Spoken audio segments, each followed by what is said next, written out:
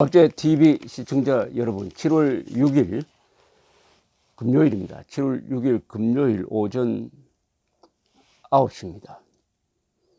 오늘 아침 조선일보에 이런 사진이 실렸습니다.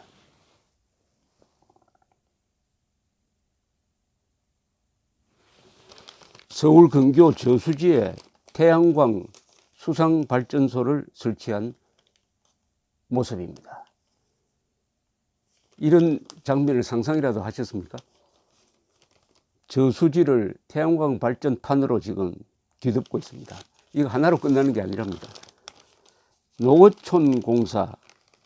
농어촌공사는 발전하고 아무 관계가 없는 곳인데, 농어촌공사가 이게 과잉 충성을 하는 건지 정부 정책에 협조하는 것인지 전국 3,400곳의 저수지, 전국 3,400곳의 저수지에다가 태양광 발전소를 짓겠다고 해서 추진하는데, 곳곳에서 지금 주민들의 반대를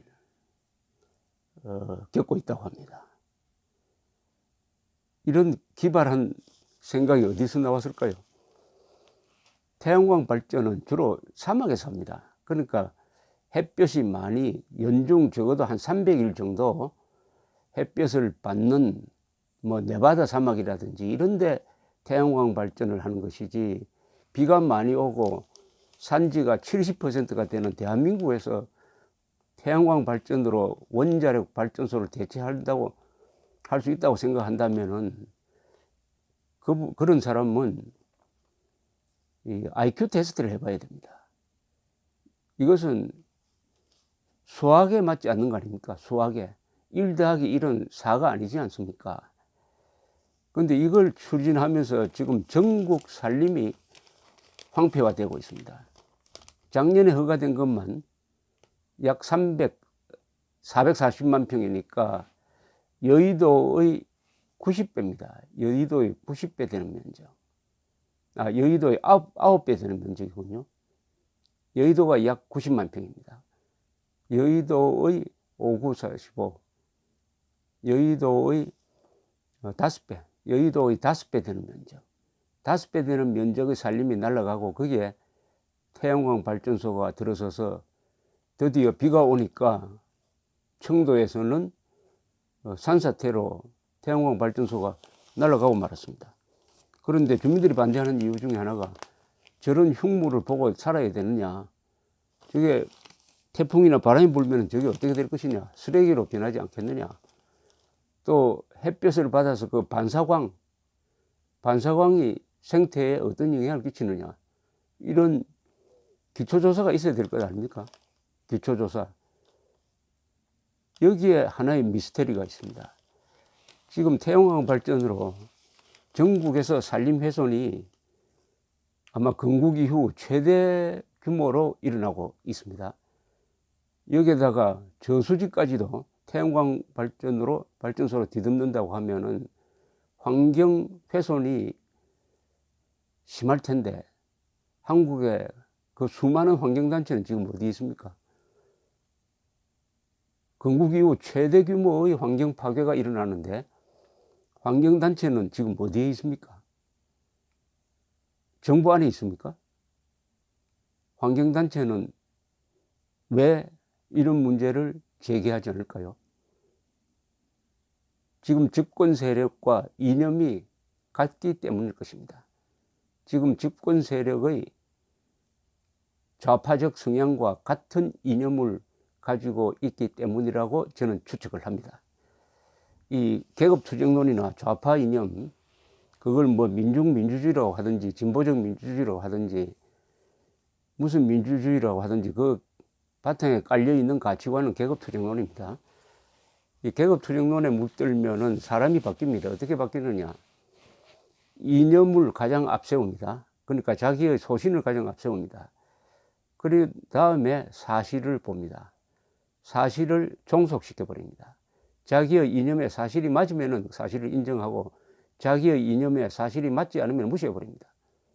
즉, 원자력 발전소는 악이다, 없애버려야 한다 라고 생각하는 사람들은 무슨 사실이 무슨 과학적 근거가 나오더라도 그걸 다 무시해 버립니다.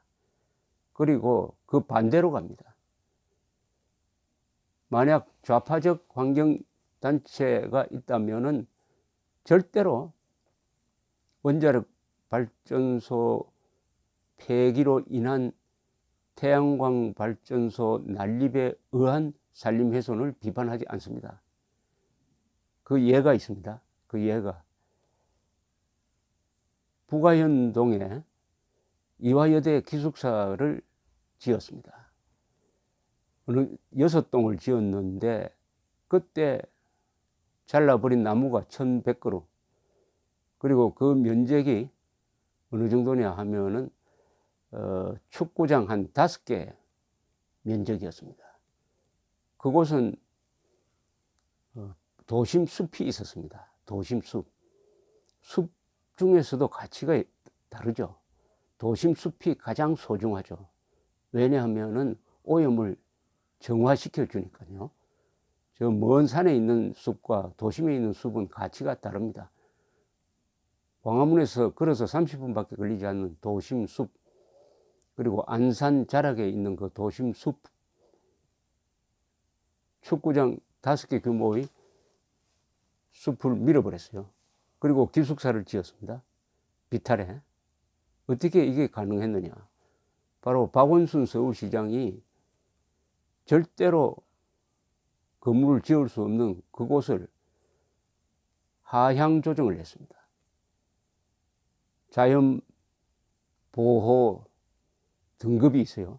절대 보존 지역을 상대적 보존 지역으로 하향 등급을 조정해 줬습니다. 낮춰 줬어요. 그러니까 그 건물이 들어갈 수가 있었습니다. 구청은 산지 전용 허가를 받지 않고, 산지 전용이라는 것은 뭐냐 하면은 그 나무를 보호한다든지 하기 위해서 만든 법입니다. 산지법을 위반해서, 그러니까 산지 전용 허가를 받지 않고 허가 과정을 생략해 버리고 건축 허가를 내주었습니다. 주민들로부터 어떤 동의 절차도 밟지 않고 2014년부터 2년 동안 지었어요. 주민들이 반발하고 또 감사원에 감사를 청구를 해가지고 위법 사실이 지적되었습니다. 그런데도 환경단체 단 하나도 이 사태에 대해서 성명서 하나 낸 적이 없습니다. 꼭 발언을 해야 될 사람들은 침묵했습니다. 상당수는 박원순 서울시장이 주도하는 무슨 관련 단체에 명단을 올린 환경단체 간부들이 많았습니다. 우리나라는 NGO라고 하는데, NGO는 Non-Government Organization, 비정부기구라는 뜻인데, 참여연대가 잘 보여주듯이 이 NGO가 정권 안으로 들어갑니다.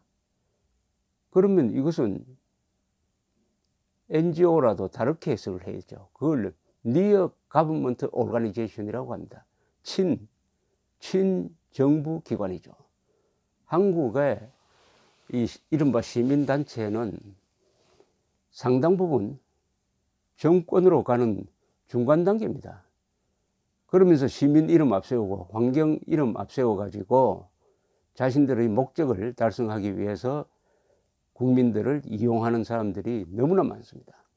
내세우는 것은 정의입니다만은 뒤에서 하는 행동은 불입니다. 그게 바로 지금 태양광 발전에 의해서 산림 훼손이 벌어지고 있는데도, 더구나 저수지 위에다가 태양광 발전소를 세운다는 반환경적